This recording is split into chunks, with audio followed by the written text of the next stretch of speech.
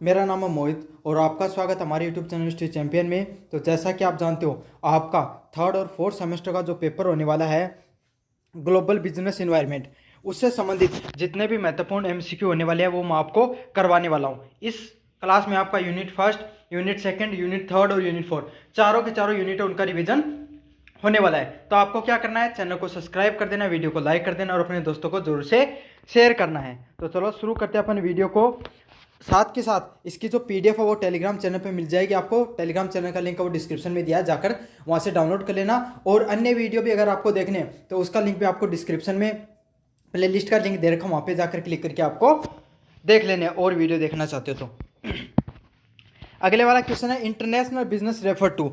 तो अंतर्राष्ट्रीय व्यापार किसे कहते हैं? तो अंतर्राष्ट्रीय व्यापार किसे कहते हैं भाई? सिद्ध अंतर्राष्ट्रीय व्यापार के इंटरनेशनल बिजनेस का नाम आ गया तो ऐसा बिजनेस जो इंटरनेशनल लेवल पे हो। समझ में आ गया आपको?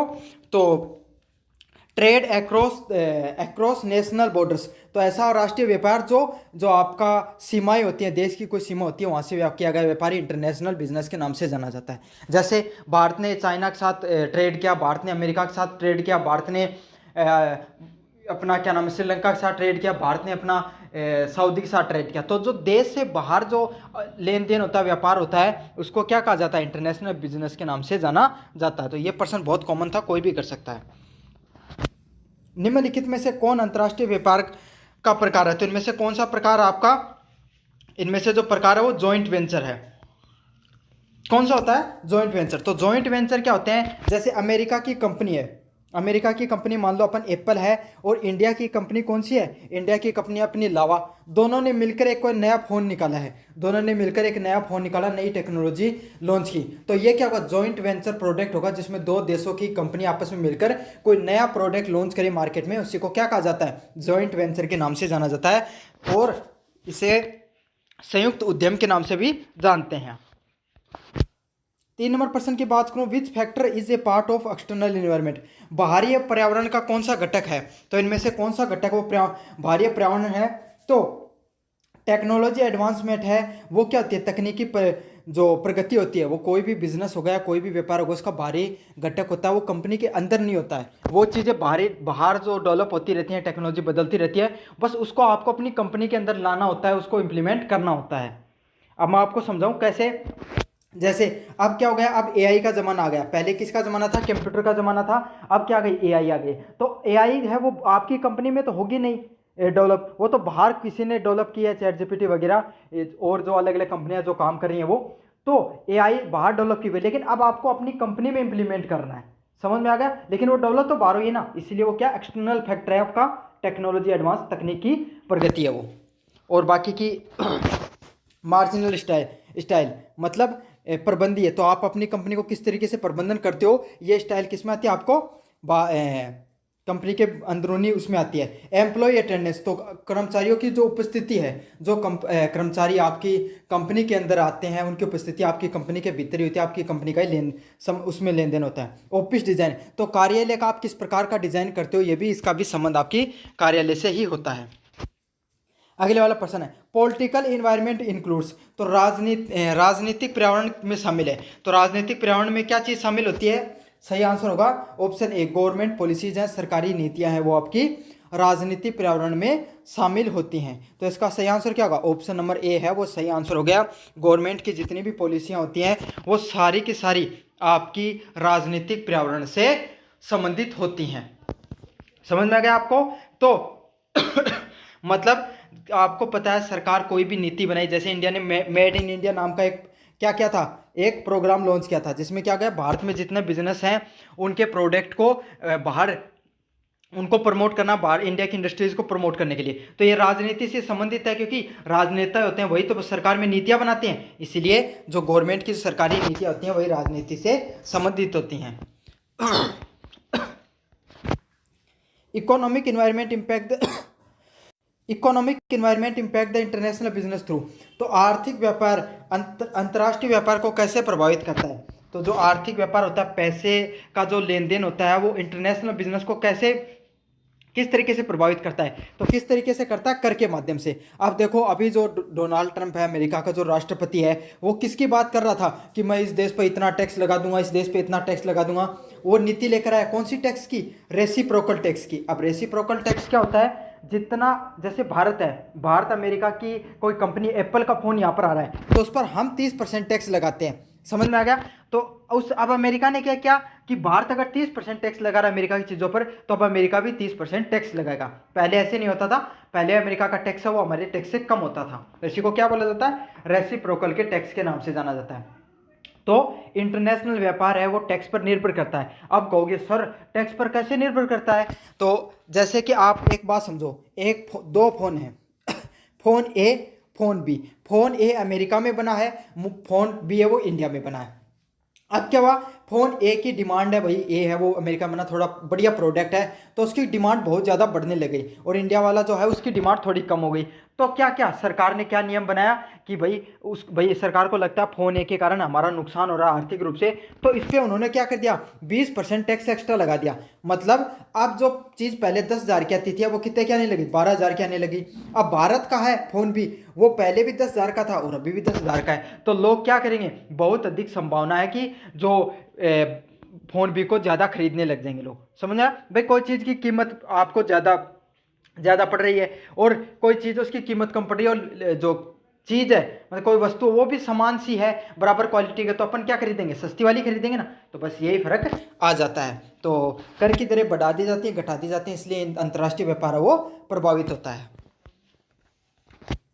Which is not a type of international business, कौन सा अंतर्राष्ट्रीय व्यापार का प्रकार नहीं है, तो इनमें से कौन सा अंतर्राष्ट्रीय व्यापार का प्रकार नहीं है। सही आंसर क्या होगा, पर्सनल डिपॉजिट। तो कोई व्यक्तिगत बचत होती है, क्या वो इंटरनेशनल बिजनेस से उसका कोई लेना देना होता है, नहीं होता है। हम अपने तरफ से कोई चीज़ का बचत करेंगे, पर्सनल बचत करेंगे, वो हमारी खुद की बचत होती है, दूसरों का क्या लेना देना इस चीज़ से। तो एक्सपोर्ट, आपके देश में कोई प्रोडक्ट आया तो इसका इंटरनेशनल से ही होता है, इंपोर्ट भी होता है, ई कॉमर्स होती है, जैसे अमेजोन हो गई, ई कॉमर्स कंपनी है तो अमेरिका से संचालित होती है लेकिन कार्य तो भारत में भी करती है। तो तीनों की तीनों चीज़ें एक्सपोर्ट इंपोर्ट ई कॉमर्स है, ये सारी चीज़ें इंटरनेशनल बिजनेस से संबंधित होती हैं। पर्सनल सेविंग है वो इससे संबंधित नहीं होती है। FDI स्टैंड्स फॉर, तो FDI की फुल फॉर्म क्या होती है, फॉरेन डायरेक्ट इन्वेस्टमेंट। तो जैसे कि मैं चाहूँ कि मुझे दुबई में जाकर कुछ पैसे किसी बिजनेस में लगाने हैं, तो क्या होगा, उसी को क्या बोला जाता है, FDI बोला जाता है। मतलब कोई बाहर का आदमी भारत में या किसी आपके खुद के देश में आकर पैसे इन्वेस्ट करना चाह रहा है, उसी को फॉरेन डायरेक्ट इन्वेस्टमेंट के नाम से जाना जाता है, उसी की फुल फॉर्म होती है FDI।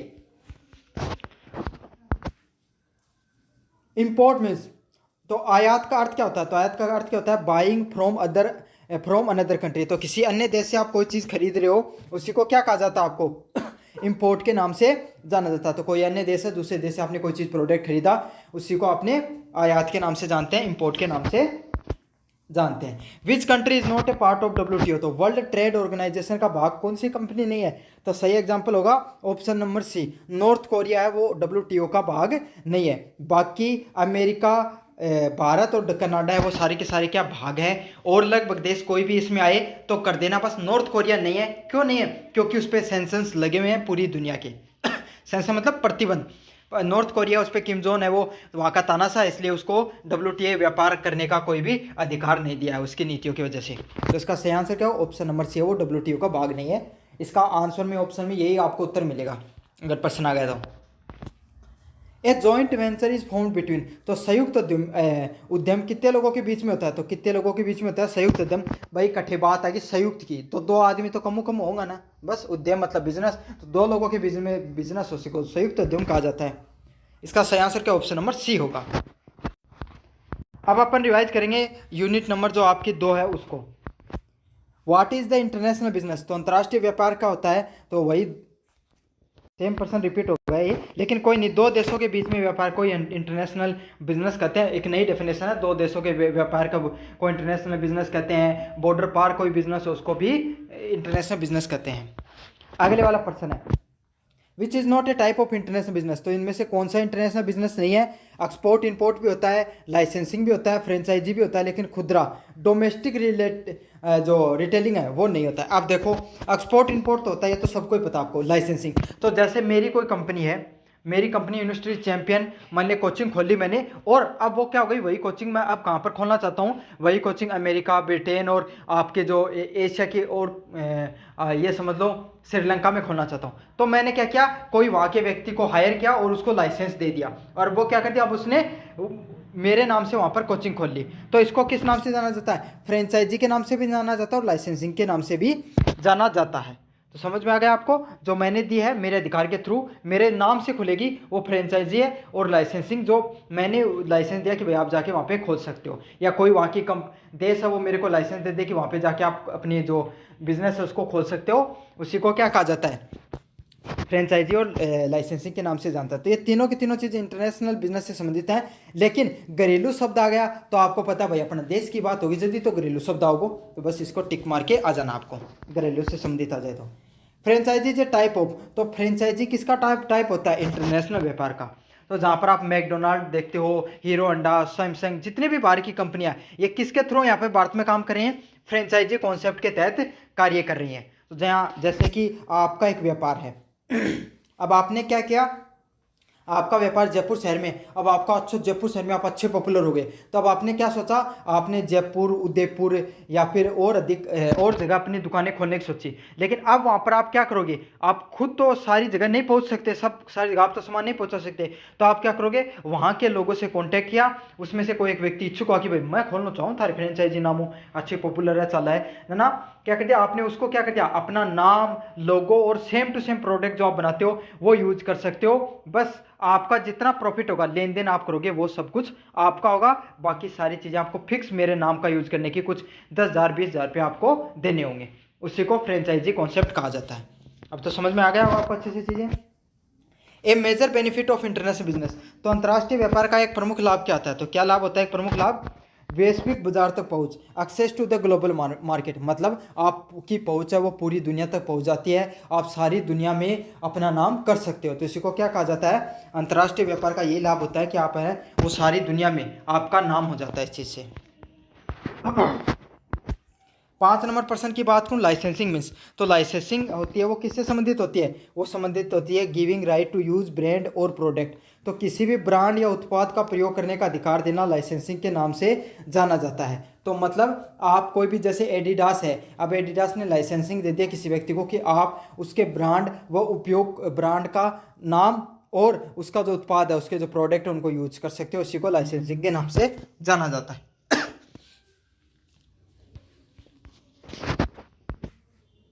अगले वाला प्रश्न है, which is a social psychological factor in the international business, अंतर्राष्ट्रीय व्यापार में कौन सी सामाजिक मानसिक कारक है, तो कौन से होते हैं, सांस्कृतिक वैल्यू, कल्चरल वैल्यू जो है वो होती हैं।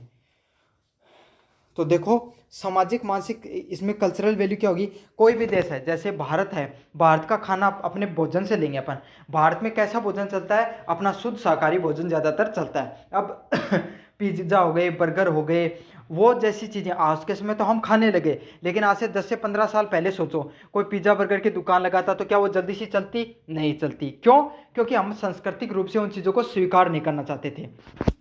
तो कोई भी अंतर्राष्ट्रीय बाजार होता है, उसमें कोई भी कंपनी है, जैसे अमेरिका की कोई कंपनी आ रही है, तो वो यहाँ पर अगर कोई अपना प्रोडक्ट लॉन्च करेगी तो उस देश के हिसाब से अपने प्रोडक्ट को लॉन्च करेगी। अब थे एक बात सोचो भारत में अगर गुच्ची आके अपना वो खोले, स्टोर खोले गांव में, थाले गांव में, थार शहर में, जयपुर में, कितना लोग गुच्ची का प्रोडक्ट खरीदनी, कौन खरीद सके, क्यों, क्योंकि हमारे देश में लोगों के पास इतने ज़्यादा पैसे नहीं होते हैं, मतलब सभी लोगों के पास, इन जनरल बात बताऊँ मैं आपको, कि वो इतना महंगा प्रोडक्ट खरीद सकें। तो लोग क्या करते हैं, तो उसको क्या करना, उसको वही प्रोडक्ट है थोड़ा सस्ते में बनाने होंगे।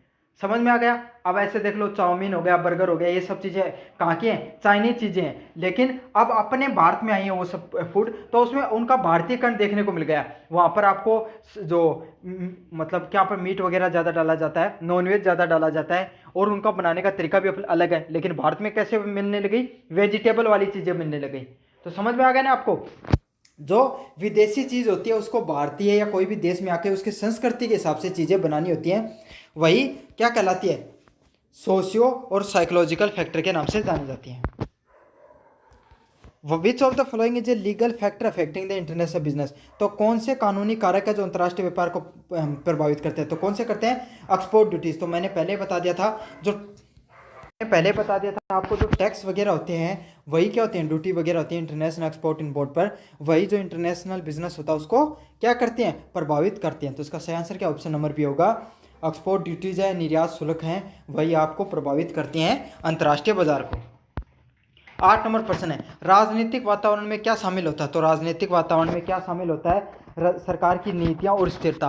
तो सरकार जो भी नीति बनाती है वो क्या हो गया, वो दो प्रकार से होती है, क्या तो उद्योगों को बढ़ावा देंगी या फिर उद्योगों को ज़्यादा बढ़ावा नहीं देंगी। तो उद्योगों को अगर कोई सरकार वो बढ़ावा देगी तो इससे क्या होगा, उद्योगों को फायदा होगा, और अगर नहीं देगी बढ़ावा तो क्या होगा, इतना ज़्यादा फायदा नहीं होगा। अब सरकार क्या करती है, इंटरनेशनल विदेशों में जा जाकर भारतीय चीज़ों को क्या करती है, प्रमोट करेगी, तो प्रमोट करेगी तो इसलिए इससे क्या होगा, भारतीय जो व्यापार है उनका ज़्यादा फायदा होगा। ऐसे भी समझ सकते हो, जैसे राजनीतिक वातावरण और स्थिरता में इंटरनेशनल बिजनेस पे क्या प्रभाव पड़ता है। अब इस समय हमारी सरकार ने क्या कर रखा है, पाकिस्तान के जितना भी लेन देन था उसको बंद कर रखा है, बांग्लादेश के साथ भी हमने कम कर दिया, क्यों, उसके साथ वो भारत के खिलाफ उनका व्यवहार अब चेंज हो गया है। समझ में आ गया, पहले की सरकार थी शेख हसीना की, तो हम कितना ज़्यादा व्यापार क्या करते थे। तो सरकार की नीतियाँ हैं वो बहुत अधिक प्रभावित करती हैं हमारे व्यापार को, जो इंटरनेशनल इंपोर्ट एक्सपोर्ट होता है उसको।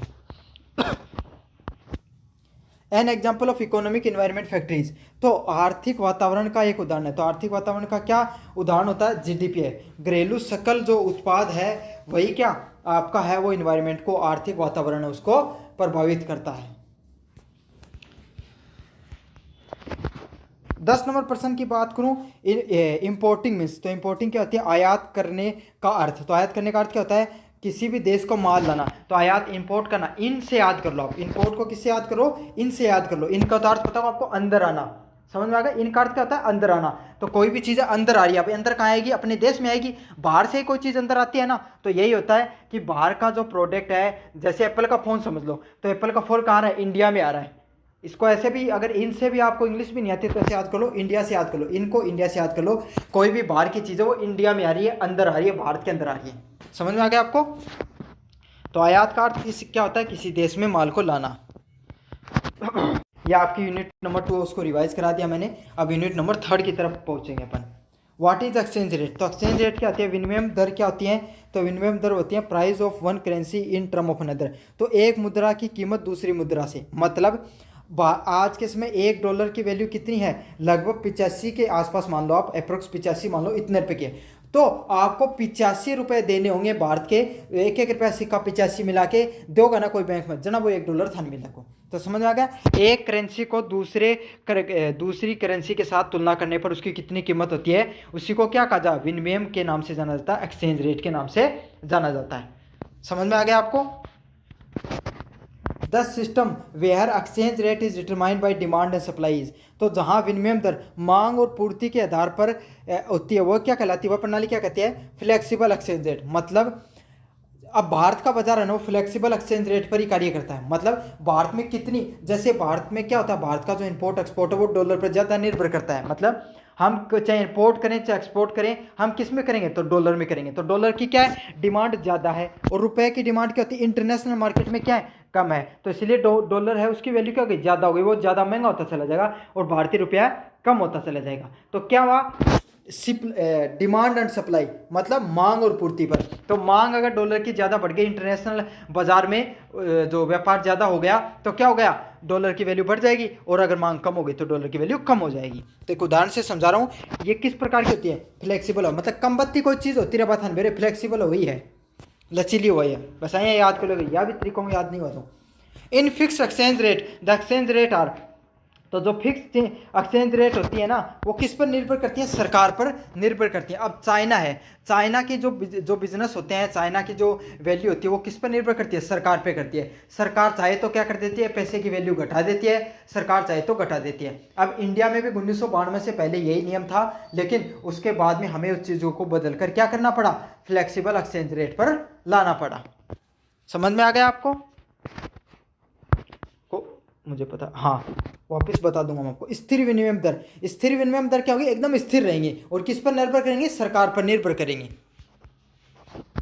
4 नंबर प्रश्न की बात करूं, कन्वर्टिबिलिटी ऑफ रुपया मीन्स रुपये की परिवर्तनशीलता किससे संबंधित होती है? तो किससे संबंधित होती है? विदेशी मुद्रा में स्वतंत्र विनिमय, free exchange from foreign currency. तो विदेशी जो आपके पास मुद्रा है उसको अपने हिसाब से आप क्या कर रहे हो, एक्सचेंज कर रहे हो, उसी को क्या कहा जाता है? कन्वर्टिबिलिटी के नाम से जाना जाता है। जैसे भारत है पैसे देकर डॉलर खरीदता है, युआन खरीद रहा है, रुबेल खरीदता है, जो विदेशी एक्सचेंज पाउंड खरीदते हैं व्यापार करने के लिए, उसी को किस नाम से जाना जाता है? कन्वर्टिबिलिटी के नाम से जाना जाता है। 5 नंबर प्रश्न की बात करूं, when was rupees made a partially convertible on currency amount, मतलब रुपया करंट अमाउंट पर आंशिक रूप से कब परिवर्तित हुआ? तो कब हुआ था? 1991 में। तो मैंने बताया था ना 1991-92 में क्या किया गया था? भारत को जो रुपया है उसको पार्शियली कन्वर्टेबल बनाया गया था। मतलब हमारा जो बिजनेस प्रणाली है वो डिमांड सप्लाई पे निर्भर करेगी, और जो अंतर्राष्ट्रीय बाजार में डॉलर की वैल्यू क्या है, डॉलर की वैल्यू घटती बढ़ती है, उस आधार पर चीज़ें निर्भर करेंगी। Full convertibility of rupees allow, तो अगर कोई भी रुपया उसकी पूर्ण परिवर्तनशीलता है, वो किस चीज़ की अनुमति देती है? मुद्रा के स्वतंत्र प्रभाव पर। मतलब किसी भी देश की मुद्रा आ जा सकती है, हम बदलाव कर सकते हैं, लेकिन ये क्या होती है? भारत में पार्शियल है, मतलब कुछ हद तक चीज़ें सरकार के हाथ में भी होती हैं और कुछ हद तक चीज़ें हैं वो बाजार के हाथ में भी होती हैं। समझ में आ गया? और जहाँ पर फुल कन्वर्टेबिलिटी होती है वहाँ पर क्या होगा? कोई सरकार के हाथ में बिल्कुल भी चीज़ें नहीं होगी, सब कुछ बाजार के हाथ में ही रहता है। जैसे अमेरिका वगैरह की जो करेंसी है वो इस चीज़ पे काम करती है। Devaluation of currency lead to, तो डी मुद्रा का अवमूल्यन किससे संबंधित होता है? Increase of export. तो एक्सपोर्ट है उसका जो एक्सपोर्ट बढ़ गया तो क्या होगा? एक्सपोर्ट बढ़ गया है तो क्या होगा? डीवैल्यूएशन हो जाएगी, चीज़ों की जो वैल्यू है वो घट जाएगी करेंसी की। Which body determine the exchange rate in flexible system, तो लचीली प्रणाली में आपका विनिमय दर कौन तय करता है? तो कौन तय करेगा? बाजार बल, मार्केट फोर्स, डिमांड सप्लाई पे डिपेंड करती है। मैंने बताया था लचीली चीज़ें हैं तो बाजार ही निर्धारित करेगा भाई आपको, जो लचीली प्रणाली में। तो इसका सही आंसर क्या होगा? लचीली प्रणाली में मार्केट है, जो बाजार है, तो वो तय करता है कि एक्सचेंज रेट क्या होंगी। अगले वाले प्रश्न की बात करूं, स्थिर विनिमय दर को किस नाम से जाना जाता है? तो किस नाम से जाना जाता है? पेग्ड सिस्टम के नाम से, पेग्ड प्रणाली के नाम से जाना जाता है। तो इसका सही आंसर क्या होगा? ऑप्शन नंबर ए होगा।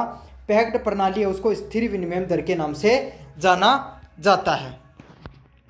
10 नंबर प्रश्न की बात करूं, which of the following is a disadvantage of flexible exchange rate, तो आपको फ्लेक्सिबल एक्सचेंज रेट लचीली विनिमय दर की क्या हानि होती है?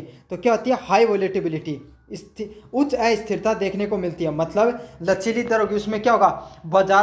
बाजार आपको पता है डिमांड सप्लाई तो हर रोज चेंज होती है, तो हर रोज जो रुपए की वैल्यू है वो घटेगी बढ़ेगी, पैसे करेंसी है वो डाउन होगी नीचे होगी, तो काफ़ी ज़्यादा दिक्कत हो जाती है इस चीज़ में। इसीलिए पार्शियल सही रहता है, कुछ चीज़ें सरकार भी कंट्रोल में कर लेती है और कुछ चीज़ें आपकी जो बाजार तय करता है। तो इससे क्या होता है? चीज़ें बदलती भी हैं लेकिन समय के अनुसार बदलती हैं।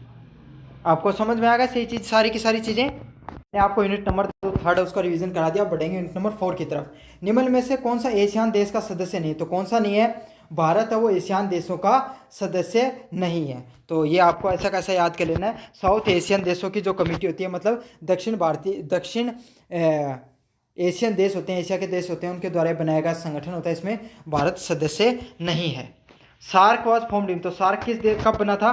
तो सार्क देश है ये भी साउथ एशिया का ही होता है। ये कब बना था? 1985 में बना था। तो अच्छे से याद कर लेना, इनके आपके डेट बड़ी इंपॉर्टेंट है, पर्सन आएगा। तो 1985 में सार्क बना था। The full form of Asian, तो एशियन देशों की फुल फॉर्म क्या होती है? Association of south Asian Nations. तो